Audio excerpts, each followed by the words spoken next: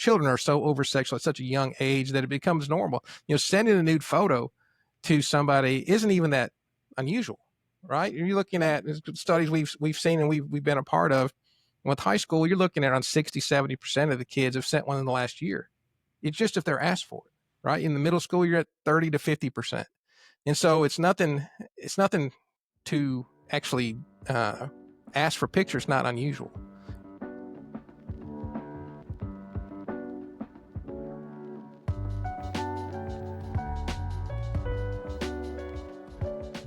Well, Mike, thank you so much for joining us today on Consider Before Consuming.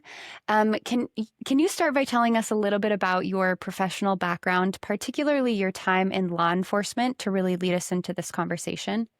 Sure. So I've been in the law enforcement or internet crimes against children world since the mid-90s. Started in 96 with the Bowling Green Police Department here in Kentucky.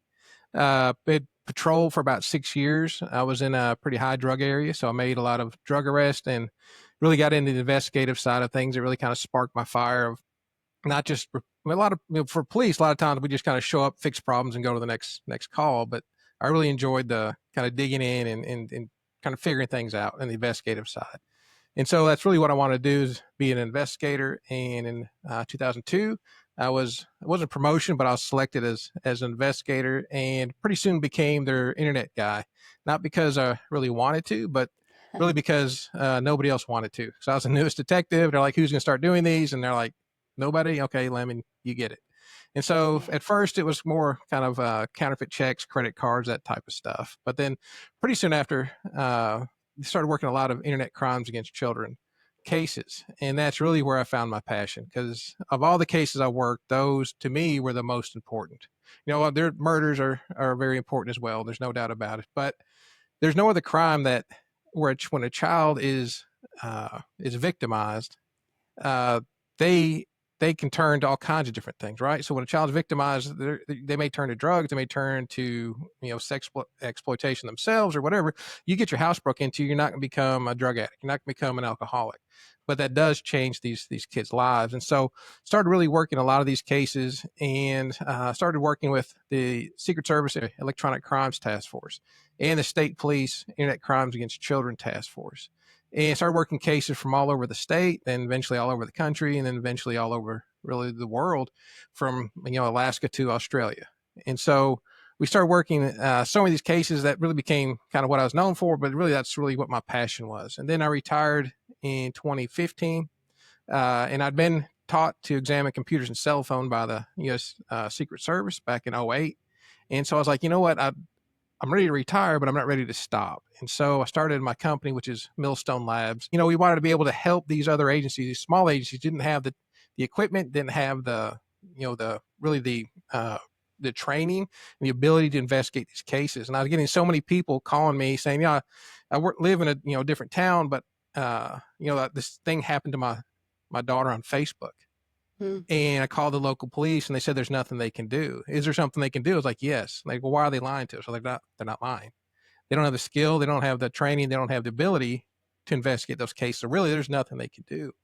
And so I started working kind of as an investigative consultant with about 24 other agencies across the state, helping them examine evidence and helping them investigate these cases to put these predators in prison. And did that for about 3 years. That was going well, but I was also getting called to come and speak to kids in parent groups, really kind of on the prevention side. And got to the point to where I had to make a decision one way or the other. I couldn't have two different companies like that, do both full time and do it well. And I was actually at our mission church, and I was praying. I was like, just tell me what to do. They're both good options. Just tell me what to do. And I don't know if you want to call it a voice. I don't want to call it, whatever you want to call it. Heard, do what I prepared you for. And I was like, great. He kind of prepared me for both of these, which one is it? And apparently you can't ask follow-up questions. So the next Monday, I went to work, and I emailed 13 schools that I'd trained for the last semester. And I said, hey, I'm thinking about doing this full-time. Would you all want to do this again? Or 13, I think 11 within the end of that week said, yeah, they booked training. So the next year, I totally switched from helping law enforcement find the bad guys to helping schools and parent groups really prevent these things from happening. And so I've done that since 2018. Had some trainers that helped me out along the way. And since then, we trained about 300,000 students and parents and professional with in person. And then there's, of course, online's a whole different ball game. But that's what really kind of what I do now is help schools really prepare their kids to be online, because so many times right now we don't give them the skills to keep themselves safe. You know, we expect them just to be able to make good decisions, but we don't do that with a car, right? We give the kids a key. We don't give the kids a key and say good luck to you. We make sure they understand the rules of the road. They get tested. They have some kind of probationary period, and eventually they can do it on their own. And so, really, I'm helping parents figure out how to do the same thing, but with their kids and phones and games.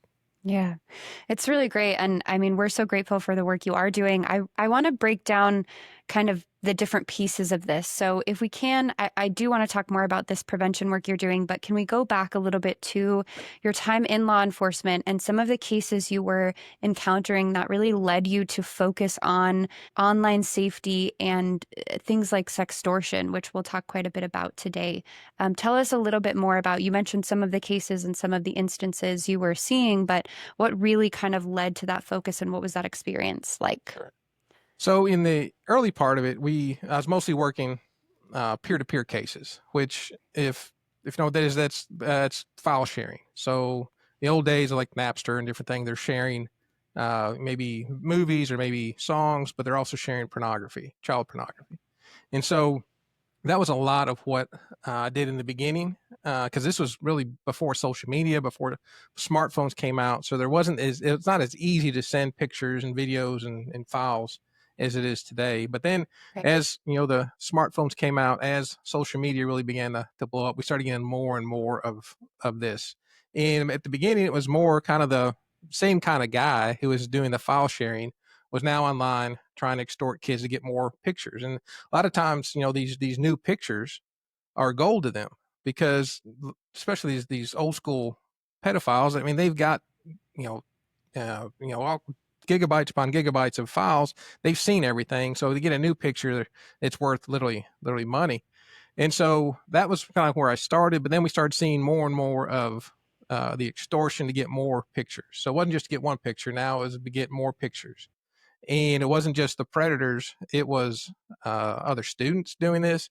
It was people who may not have been doing the peer-to-peer, but they had the ability to actually meet kids, hundreds of kids just being on their phone. Like when I started in law enforcement, you know, we'd get the calls of there's a kind of creepy old man down by the playground watching kids, right? Well, they don't have to do that anymore. You know, they can just sit at home. Don't worry about getting caught. Don't worry about getting kind of seen by the people, and be on their phone 24/7, seeing it hundreds and thousands of kids. And so during that time, it started to change. I don't know, the peer-to-peer is still huge. That's still a lot of the cases they're working. But then really kind of the mid 2010s, and even after I retired, the extortion really took off. And what we're seeing now is, you know, back in around 2015, NCMEC had around 180,000 cases of extortion reported to them. Now it's almost 900,000, you know, in 2024. So we're seeing a huge increase. And you think about this, you know, just did a little math on this. Now you're 900,000 divided by 50 states, divided by 365 days a year. It's around 50 cases a day per state. And it's 50 kids. But here's the big thing. Most of those cases are never reported. And so Right. I would say, being very generous, 1 in 10, I'd say probably 1 in 20, 1 in maybe even 50, but 1 in 10. So really you're looking at 500 to, you know, 1,000 cases a day happening in just my state, your state, every state. And so this is really what we've seen is just really the explosion of sextortion, because it's becoming so easy to do. I mean, they just have to have a smartphone internet connection. Yeah. And for any of our listeners, you mentioned NCMEC, the National Center for Missing and Exploited Children is where these cases are that you're referring to. Yes, I'm sorry. Oh, no problem. Some of our listeners are a little bit less familiar with this, which is actually why it's great that you're here to help share this information. Sextortion is a term that, many people know what extortion is. They understand to a degree what sexual exploitation is. We are learning increasingly how many, especially parents, have no idea what sextortion really is and what it really looks like. Can you help, for someone who's never heard of this before, explain what sextortion is? Sure. I think our Kentucky just passed a essentially sextortion law, which you've been able to charge it, but you had to kind of bring different charges together to make sextortion. But now it's specifically for sextortion. They do a great job, I think, of explaining it. And under that law, you have to have a real or an AI nude image of somebody, right? You got to threaten them to get something. So you have to have the image, then threaten them to either share that image, embarrass them, or use violence against them to get either more nude photos, have sex, pay money, or do anything against their will. And so with sextortion, it's trying to get that picture, to use that picture to leverage them into giving you something. It could be money, could be meeting for sex, could be more pictures. And so that's really, to understand sextortion is pretty simple. They're extorting them for something. Could be sex, money, more nudes, anything against their will. And what they're using is the nude images. Yeah. And increasingly, we're seeing that youth are being targeted in these instances. Can you tell us a little bit about what that really looks like in an online context today? Sure. So if you think about what I just talked about, the creepy old man down by the playground, right? Right. Or any of the old school predators, they had to go through all these different hoops, jump all these different hurdles to get access to a child. And again, now they don't have to. Now they can get online and target these kids and get them to send that first picture. Or with AI, they can just make the picture up now. And the problem is, really, number one, I think our kids are not prepared for this. I think around 60% of the third graders that I've trained, well, I can begin who has a phone, who has a tablet, who has games, right? Around 60% will have phones right now. And you talk about phone and tablet and games, you're almost at 100%. And here's the big problem is about 95% of them have that phone, game, or tablet in their room at night. And so for a predator, all you got to do is get online at 2 a.m, right? Mom and dad are sleeping. You know that. Right. And so if you're talking to a child, you contact a child, they accept your friend request or wherever the chat is going, you're on games with them, whatever, mom and dad aren't there. So they're literally just left in the lion's den for these predators. And so with more and more kids, we're going to schools, we see, first graders, kindergartners have, $2,000 iPhones, or maybe mom and dad's iPhone that they didn't trade in. Right. So they've got these phones at such an early age with really no protection.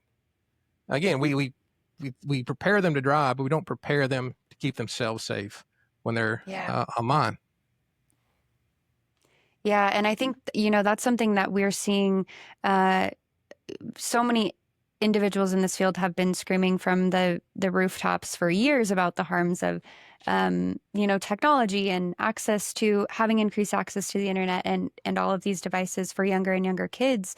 And we really just see that there's a gap in knowledge between what parents know is out there and believe is out there and what is actually happening.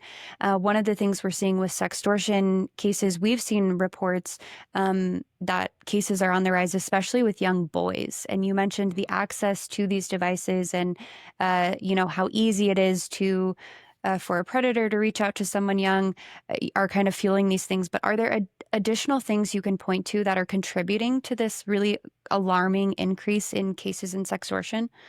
Oh, absolutely. I think number one, I think just kids, they're not prepared. So they're really sitting ducks for the predator. So it's easy for them to contact the kids.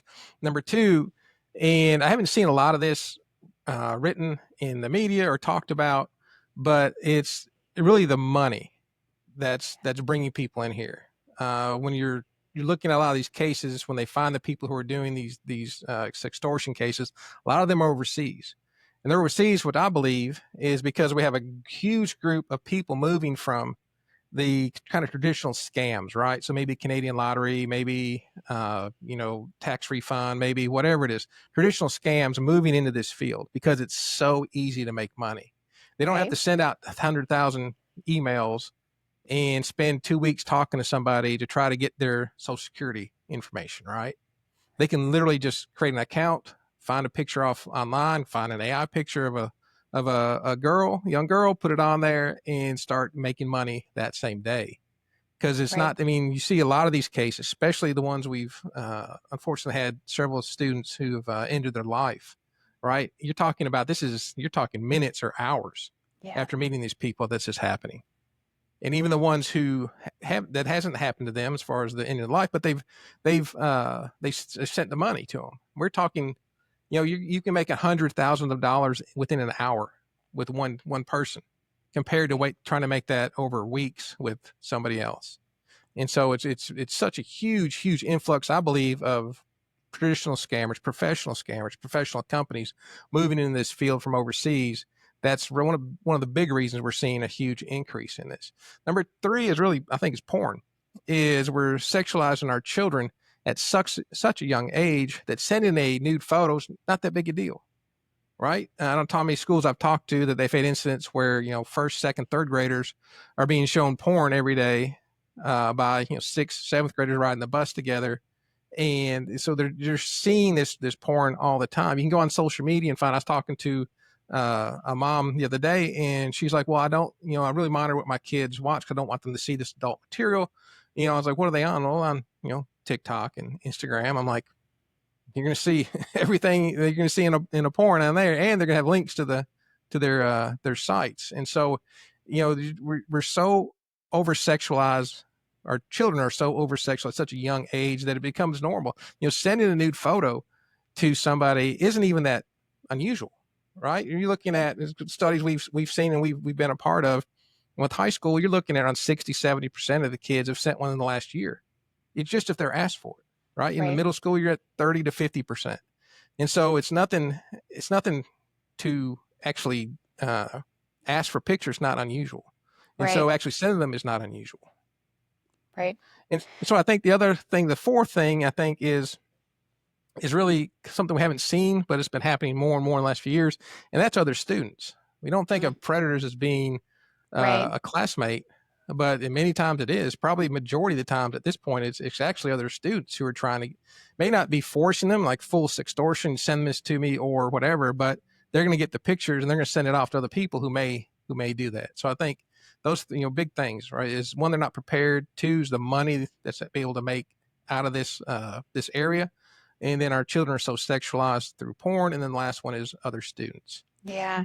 And there's so many layers to everything you just said. Something we often remind parents of, and so many don't know, is that when youth are taking nudes, they're creating self-generated child pornography legally. By definition, and disseminating it when they're sending it to each other. And so they're perpetuating this problem in schools by sending this to each other. And it starts with these trusted classmates. In some instances, when it's something that is self-generated and shared, and in other instances, it's someone using a nudifying app and creating, deepfakes or utilizing AI to create these images, and they can have similar effects in terms of the harm. So when these things do spin out of control and really escalate in ways that young people aren't expecting when they take that image initially or when they send it, that's where we've really seen some of these cases evolve in pretty extreme ways. We present in schools all of the time, and something we hear often is the problem with sexting, and that it's kind of spinning out of control. And a lot of schools and parents don't really know what to do.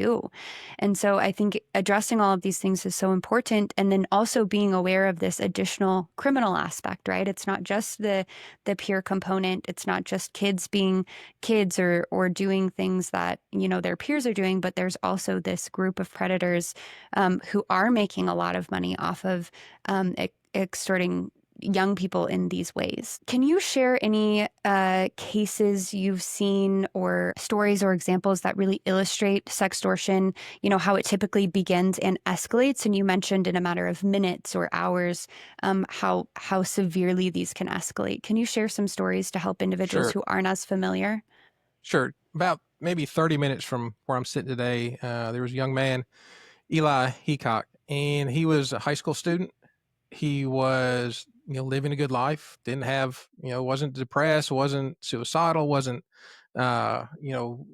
suicide was not something that you would think about when you talk to him or talk about him. He was on social media and met somebody and did nothing wrong. 100% wrong. Like you're talking about the deep fakes, the AI. He met somebody that was using an AI nude photo of him and started saying, we're going to start sending this out to your friends. They wanted, I think it was $3,000. And he didn't have it. He tried paying him a couple hundred the best he could and basically didn't have any more than that. And these in my mind, these are professionals, right? These aren't the old school pedophiles. All right, these are people who are high pressure salespeople essentially, and they're going to stay on them. I saw a study a couple of weeks ago that like 25% of the people who are extorted receive over 12. I think it was almost 19 contacts a day for like 2 weeks.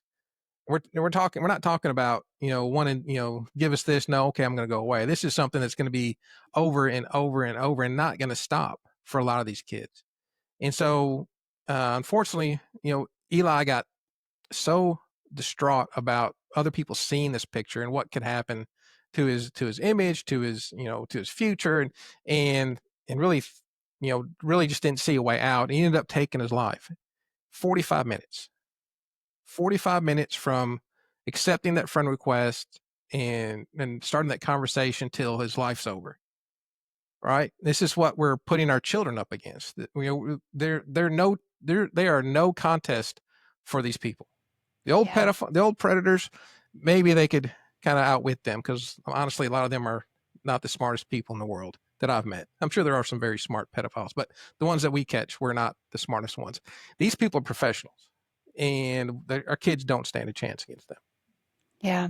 We, for any of our listeners who haven't heard this, we had the opportunity to speak with Eli's parents. They were so courageous in joining us on the podcast at such a difficult time for them. And it was really important to them to share his story because they didn't know that this was something that happened. He was a kid who, as you've described, had a great support system and a lot of good things in his life, and this worst case scenario happened, and they joined us to help share that story. And unfortunately, there are too many other stories like this with individuals who've experienced something similar. And so, again, we're grateful for you being here today with us to help share this and bring awareness to this with parents and educators and those who interact with youth and young people as well. And this is something we need to continue, especially with advancements in technology. We need to continue to bring awareness to so that we can combat this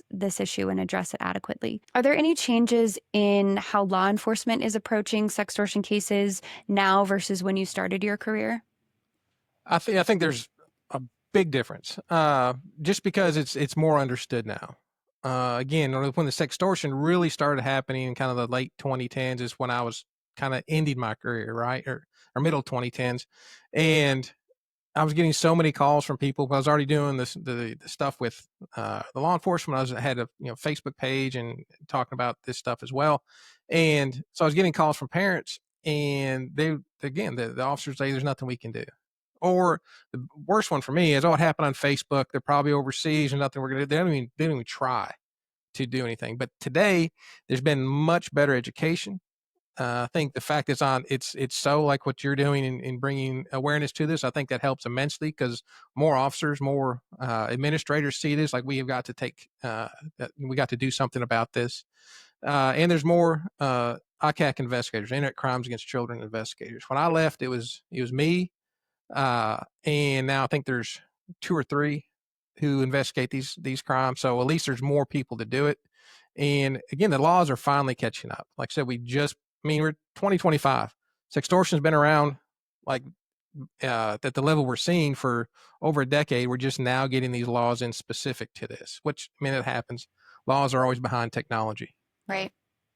And, there is so much work to be done with legislation that can help, protect kids and regulate these illegal activities. And there's also work to be done to change cultural attitudes and perceptions, right? You mentioned the normalization of pornography being something that's fueling this. And that's part of why we're doing the work we're doing to help individuals make educated and informed decisions to decide not to normalize pornography, to Mhm. be part of the change and part of the solution rather than perpetuating this problem that is fueling so many others that are connected. It's great to hear about these changes in law enforcement. For parents who are just learning about this, or educators or caregivers, what are some red flags that they should be aware of when it comes to potential sextortion threats? I think sudden changes is a big part of that. And if your child suddenly is becoming isolated, not talking to their friends, not hanging out with who they hung out with before, can maybe showing signs of some depression, but you don't know why. They haven't, as far as you know, they haven't been through some situation where they haven't. Maybe their friend moved away, or maybe they moved, or lost somebody. I mean, then you understand that. But if there's not something like that going on, and all of a sudden they start showing signs of depression, they're not wanting to be online like they did before. They're not wanting to want to touch their phone, or maybe you're missing money. This is a big one, I think. When you start missing money, your credit card, you start getting weird accounts, weird charges on your credit card. Maybe you can, if they have their own card, and you start seeing weird one. I was talking to a school counselor, and she said her son was 15. He had a job. He had his own money. But it was an account attached to her. And then one day she started seeing like $50 go out, and then like $200 go out, and then like $300 go out. And so Yeah. she went to him, was like, "Where's this money going?" And at first he said, "Well, I got this friend. He's having a hard time. I'm just trying to help him out." Right. And she's like, "Well, I'm grateful that you're wanting to help somebody out, but stop it. Right. There's a limit to this. There's like $600 gone almost, and we need. You don't need to be doing this. If he needs help, we can find a different way." He's like, "Okay, I won't do it anymore." Next day, like $500 went out. Then she went back to me, finally broke down and said, "This is what happened." And what happened to him was, I think, is probably the most, I guess, typical way these things happen. And what happened to him was he was on, I think he was using Instagram, and using Instagram, he's talking to somebody he thought was a girl. It was a girl, and she said, "Hey, come over to Snapchat." So they go to Snapchat, and then she asked for a nude photo. Said, "I'll send you one if you send me one." And he didn't want to do that. She said, "Well, how about how about getting on a video?" So, all right. So he got on a video. They both got naked, did their thing, and then when the video ended, he got a screenshot of the video, because he didn't notice was, well, she had her phone in front of her. There's a camera off to the side, and he's recording the whole thing. And so she recorded the whole thing that had her. I'm sure it wasn't just her; it was other people, and then started asking for money, demanding money. And first he said no, and then they sent him a screenshot of a group chat of his friends and says, "Give us this money, or we're gonna start sending this picture out to these people." That's where the $50 went. Right. All right, now great. Now $200. Well, I can't get 200. Well, it was send us one. They end up sending one. This big difference between old school predators and these people is they will send these nude photographs because they don't care about getting caught. Most of them, again, are overseas, and they're not really worried about the chance of law enforcement finding them is very difficult. And so they'll send it out. That's where the 200 went. And they said, "Well, just send us 300 more. We'll be done." Right? Sends 300. Next day, we want 500 more, or it's going Right. to happen. And so that's, they start low, and they just send us one time and you're done. And then it just keeps going. Right. And for a young person who doesn't have those kind of resources, these threats are really significant, right? The fear of being caught in something that, they think they did something wrong, and it will escalate even if it's not their fault. If a child is being targeted, what are the most important steps to take right away for a parent or a caregiver, someone who learns about a situation like this happening? Number one, I tell people when they call me, this has happened with my son, what should we do? Number one is always stop communicating. Are they going to, they said if you stop communicating, we're going to send something. Are they going to send it? Probably. But here's the thing: if you don't stop at some point, they're going to send it eventually. So you've got to stop right up front. And the good thing, if there's a good thing in this, is these are business people, right? These people are about money. And so if they know they're going to waste time with you, when they can do this to somebody else who's going to send the money, they're going to eventually go to somebody else. Or eventually will leave you alone. But you have to just have that hard stop of we're stop communicating, no more. If you want to, block your account. Unfortunately, most of these people who are doing this, these extorters, they're going on one account or one social media platform. They're moving to a different one. And so maybe like, Snapchat could be, Discord could be WhatsApp. They're moving into a place where it's harder to monitor, or maybe like Snapchat, once it's deleted, it's gone. Right. And so, but they're doing that to say if it happens on Instagram and they move to Snapchat, well, you can't go to Instagram and say, hey, this person extorted me, because they're going to look at your communication like there's no extortion on here. So they can keep that profile up. So they're very smart about that. Right. And so, but you've got to stop communicating, block them, whatever you need to do. And then number two is this for a young person is to tell somebody. You've got to get help. There's a lot of embarrassment. Maybe they're thinking they're going to get in trouble. Maybe they've been threatened. If you don't do this, I'm going to call the FBI and you're going to go to prison for sending a nude photo. But you've got to tell somebody, because you've got to get help with this, because keeping this by yourself is super isolating. Right. And then the third one is we got to keep the evidence, because things, again, if it's Snapchat, again, there's only a certain amount of time you may have that. But if your WhatsApp and it's encrypted, you delete it all, it's gone. So we got to keep that evidence to be able to find out who these people are. And the fourth thing is we really have to preach to our children that, if this happens to you, you got to know it's going to affect you. Tomorrow's going to be different going to school than it ever has been before. While it may affect you, it does not have to define you. It doesn't have to define who you are and define your future. You're going to get through this. You're going to move on. You're going to learn from this. And the reality is it's going to be somebody else's turn, because it's happening so many times. If it's somebody else is going to be on that hot seat, and eventually they're going to forget about what happened to you, and you can live the life that you want to live. Because a lot of kids just don't see that there's any future because of the really the place that they're in when this is going on at 2 a.m. and they're by themselves. Right. What are the biggest barriers that are preventing youth from coming forward when they've been targeted? I think embarrassment is number one. Yeah. They're embarrassed that this picture's out there, whether it's real or not. They're embarrassed they fell for it. And they think about what's going to happen if this gets out. How am I going to go to school? How am I going to maybe go my sports team or whatever it is? What are they going to say? I'm going to walk down the hallway and everyone's going to be laughing at me, and it's going to happen forever. That's a huge one. They may fear that they may face criminal charges. I had a dad talking about his son who was son was 17 or 18, and his son was talking to another girl who was like 17 or 18, and about they'd sent pictures, they'd done all these different things, and then someone got on the girl's account and said, listen, I'm her dad, she's not 17, she's 12, and you're going to be going to prison because you got pictures of 12-year-old and you're asking for pictures. And he's freaking out that he's going to be going to prison, and he started paying the dad so he doesn't tell. Right, it's just another example of what they do.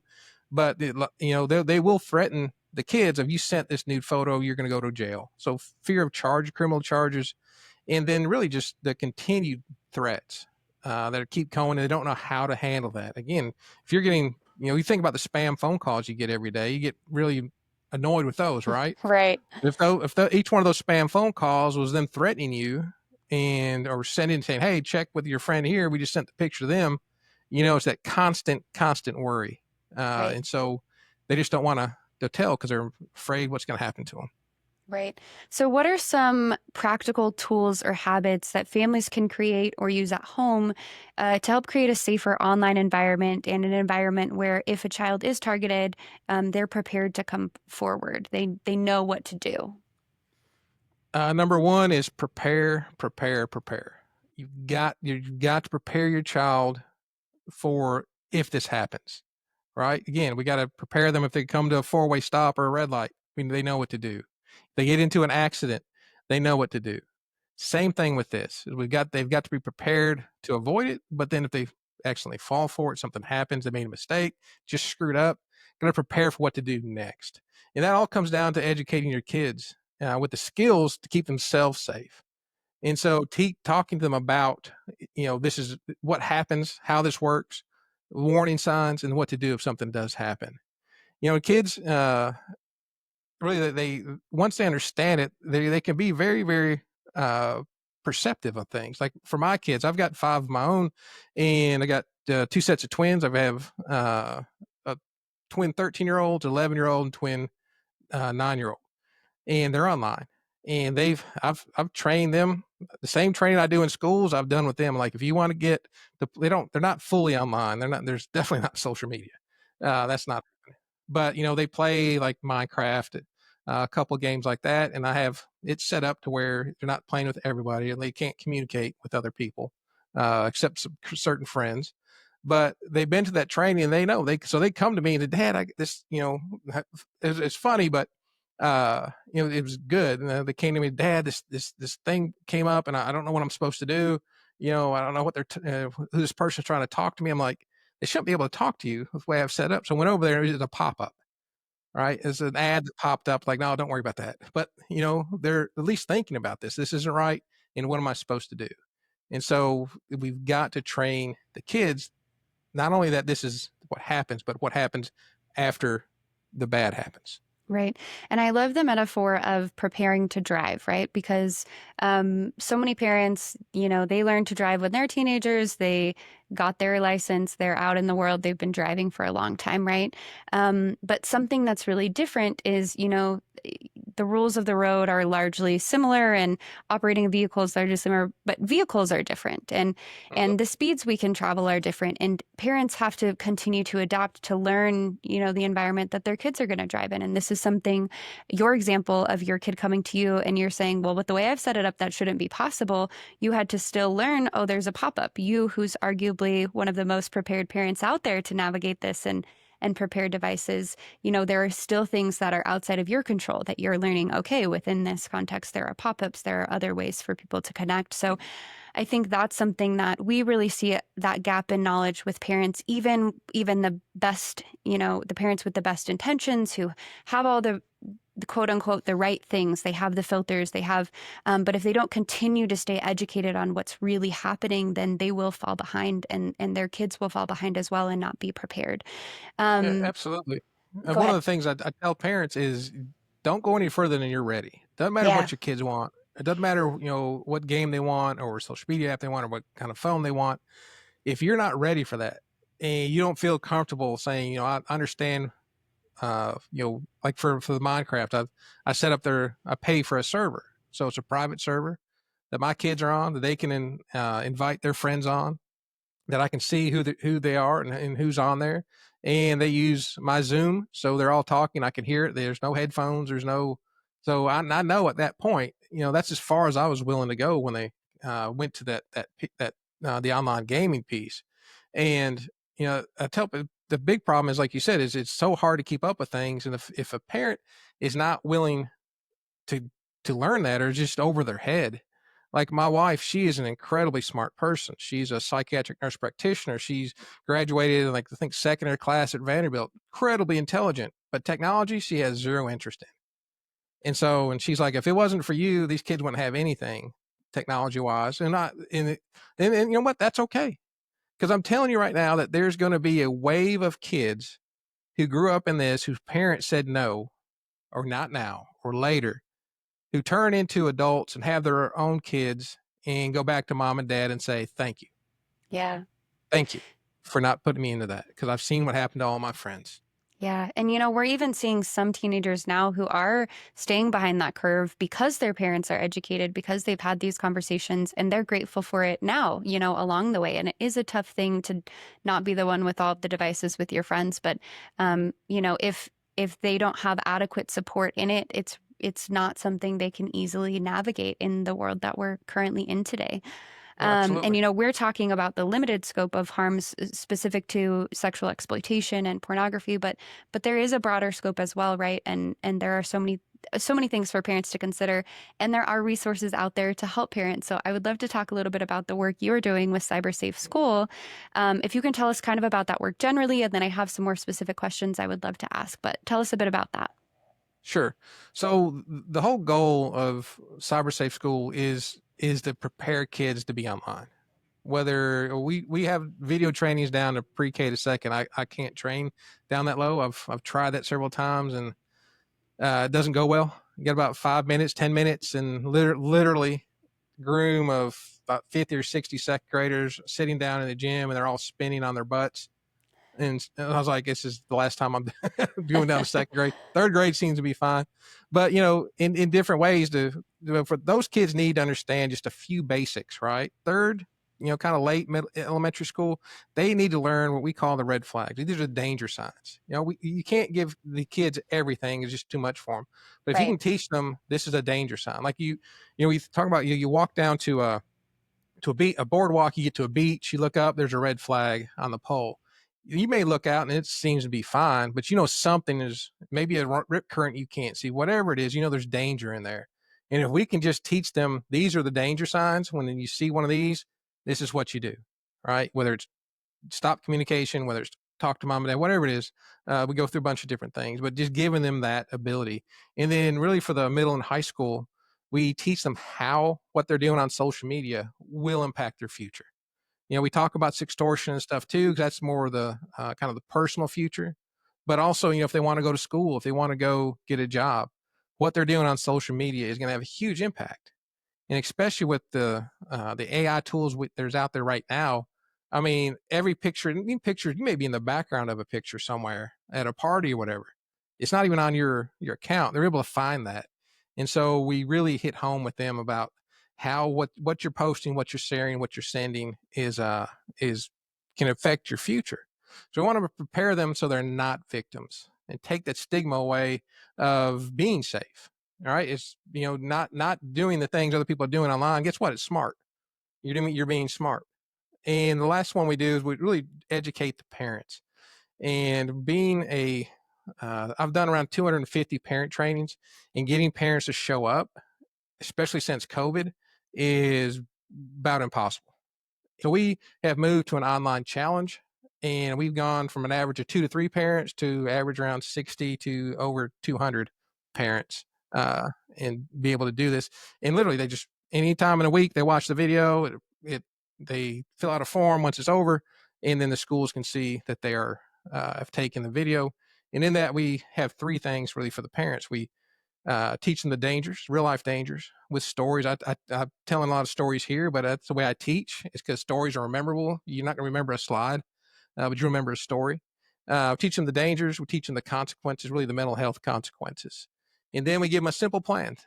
With parent with no technical ability can go home that night with these three things we give them, and they can keep their kids safer than they've ever been before. And that's really the plan. It's a great program. And as we're talking about sextortion so much today, I want to ask specifically, how does Cyber Safe School help students and schools respond after sextortion incidents have occurred?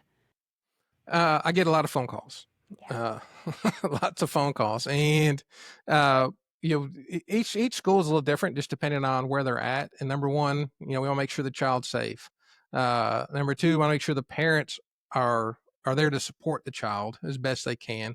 We've seen, unfortunately, so many times the child gets extorted and the mom and dad are just on them, which makes it worse because this is going to be over at some point, right? And if it happens again, you think they're going to come tell mom and dad? No, not going to happen, right? And so then we go through, who can you contact? Because again, so even it's got better, still not every agency has an internet crimes against children detective, or even maybe in the county. And so they're calling them and saying, well, we don't have anybody, so I still have contacts throughout the state. So I'm giving them, just talk to this person, call here, or I call them for them and help them start working through that process. Yeah, that's incredible. You are really, and throughout your career, you've really seen some of the darkest, you know, most difficult things, saying right now you're getting a lot of calls. That's something you continue to deal with. Do you find hope in the change you do see from, as parents are becoming educated and as young people are being empowered and prepared adequately online? There is, but there's got to be much bigger changes. Yeah. I'll get on my soapbox for a second, but we've got to give parents easy ways to control Yeah. what their kids are doing. And there's got to be, we call it the one app, right? So parents need to be able to say, all right, I pull up my app, I put my child in there. This is their email, this is their birthday, this is their information, right? And I do that from all 5 of my kids. And then for all 5 of them, I can say across all platforms, gaming, social media, just any internet site, I want them to be able to do this or don't do that. I want them to be able to communicate with friends. Yes. Communicate with anyone. No. Right. Right. And whatever it is. And then when they sign up for TikTok, then they don't have to figure out TikTok's parental controls. Right. They sign up and boom, it's done. They sign up for Instagram, boom, it's done. It's the same across all platforms. Because, and I understand, social media's got to make money. But, and I'll be honest with you, if the law of they had to be 13 years old was enforced, I think all social media would shut down the next day. They'd be done because they'd lose half or more of their subscribers if they actually did that. And I think they'd be gone. So we've got to be able to give parents easy ways to protect their children, because trying to figure out TikTok, Fortnite, Discord, all these different things, they're not going to do it because they didn't go through it. They didn't, like we're talking about driving, right? They were taught to drive. Now they have the experience driving. They can teach their child to drive. Well, they didn't drive during this. They even if the car they're driving is different. The phone that they see is totally different than the phone that their child's seen on the same app. And so we've got to be able to give them parents control. That would give me a lot of hope. Yeah. So there's still a lot of work to be done. There are a lot of great people doing great work and bringing awareness to these issues. But there's a lot of work to be done. And parents, I think, sometimes feel like they don't have any power because everything is so complicated and difficult. But there's a lot of power in collective parent voices, right? If enough parents are speaking up saying, hey, we need these things to change. We need these resources. A change does happen. And we see that, and we are, fueled by that hope, and also agree that there is a lot of work to be done, and we will continue to do it right alongside you and so many others in this movement as well. I did want to ask you, you mentioned things are so complicated, and I know we've talked quite a bit about social media specifically.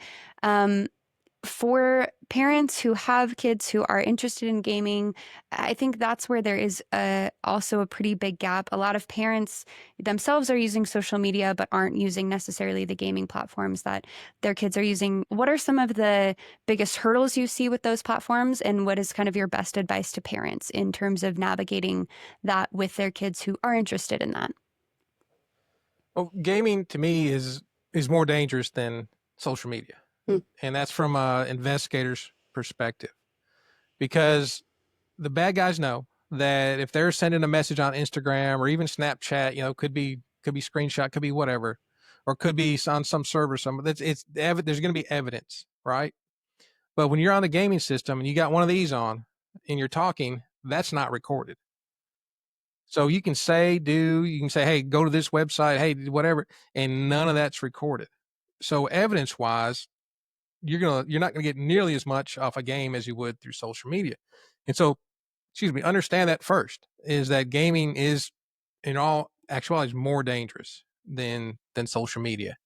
But you again, you've a couple of things is you just don't go with if you're here's the problem I see is that kids get a game and then another game and another game, another game, another game, another game, right? And my kids do it too. As soon as they get permission, they go in maybe a different type of Minecraft. It's a week later, like, oh, I want to go to the next one. I'm like, nope, not going to do it. And parents have to be comfortable saying no. Not because I don't love you, not because I don't want you to have fun, but because I'm not ready.